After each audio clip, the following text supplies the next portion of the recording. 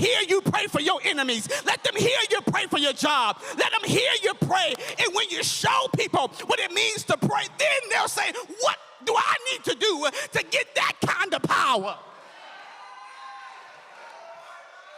You ought to pray at work and make people uncomfortable until they get curious. You ought to pray on your job until somebody is curious about what is this Jesus you keep calling on. You ought to pray at family reunions. You ought to pray in the car. You ought to pray in the shower while you're getting washed up. Just start talking to Jesus and call on his name. You ought to pray without ceasing. Somebody ought to see you praying and want to know, what must I do to pray like this?